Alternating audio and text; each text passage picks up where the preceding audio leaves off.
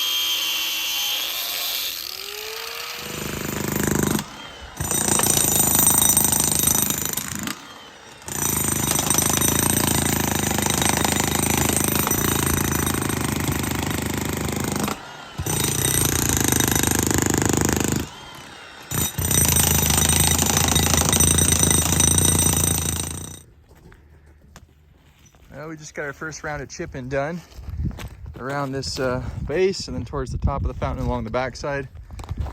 We dug a trench along the back, trying to get down to grade. Now Megan's enjoying her time picking up rocks. Playing in the rocks. Playing in the rocks. I'm making a pile for our helper. Good job, Megan. And once we get all the rubble pulled out, we'll go for a second round of chipping.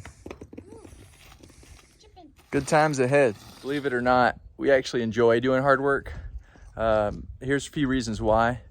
Afterwards, food tastes better, water is better, chairs feel softer, you sleep better, you're more grateful for other things in life. So do hard things. You'll be glad you did.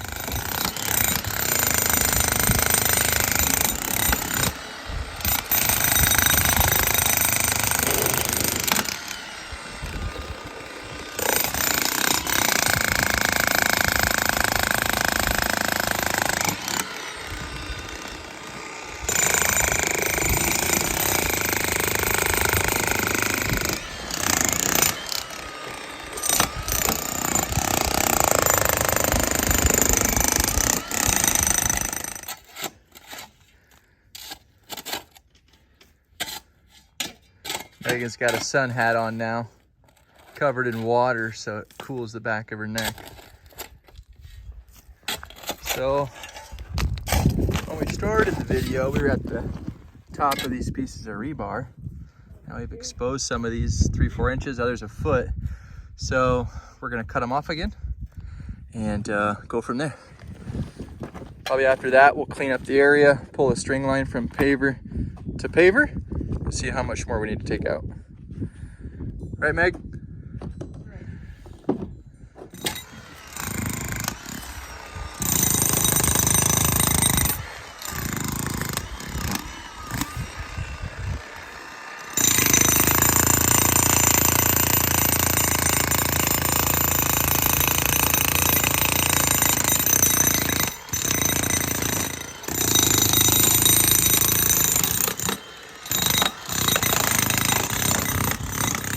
All right, Megan's out here.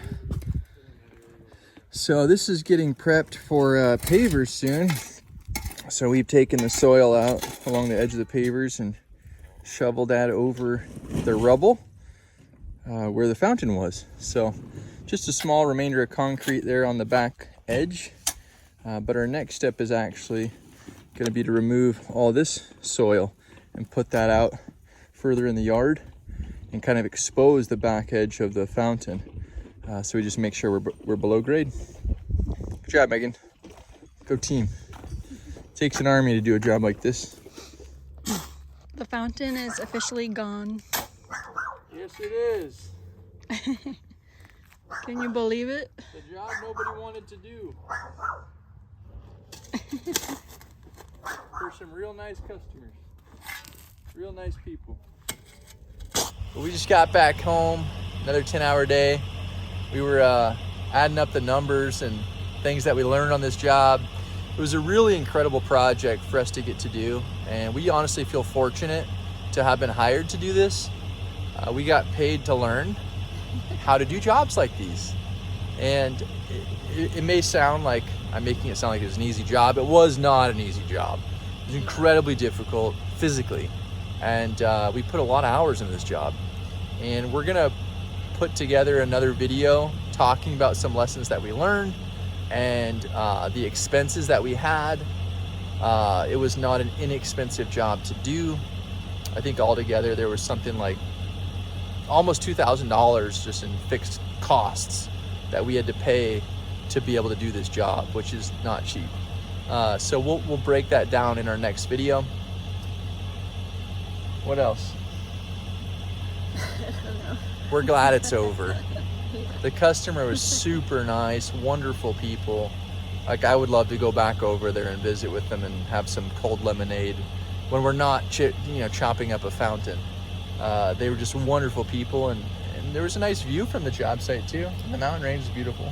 Yeah, there was one thing I wanted to share, like when we went out there to quote the job, we didn't know we were gonna do it. But the wife was telling me that they had several companies out there and they wouldn't even walk into their backyard to look at the fountain with them. So just taking the time to serve the customer, look at it with them, and offer solutions. Even if you decide you're not going to do it, help them come up with a solution to fix their problem. So just good customer service. I was kind of shocked to hear that no one would go and look at the fountain with them. Yeah, we were a little surprised by some of the comments you guys made on our first video. We understand the need for safety and we respect that, and nobody was injured on this job. I think I got a little scratch on the tip of my nose from a rock that went flying just because I didn't have a face shield. Yeah. If we do more jackhammering, we'll probably get face shields and a hard hat to hang it on, but overall everyone was safe. So other than some sore muscles, we had a safe job. It was hard labor though, I understand that. If we were to do this all over again, we'd probably push to get a skid steer in there with a breaker on it and then clean it up afterwards with a bucket. I think that'd make the job a lot easier on our bodies. If this was something that we did all the time, then we would have to require that just because it's too physical to do over and over. What else? It's like once a year. once a year project. Yeah, if you have huge fountains, don't necessarily ask us to come do it right away. We need a few months off. And it has to be in winter when it's cold. Yeah, I mean, today was what, 75? Yeah, we got sunburned. It was hot.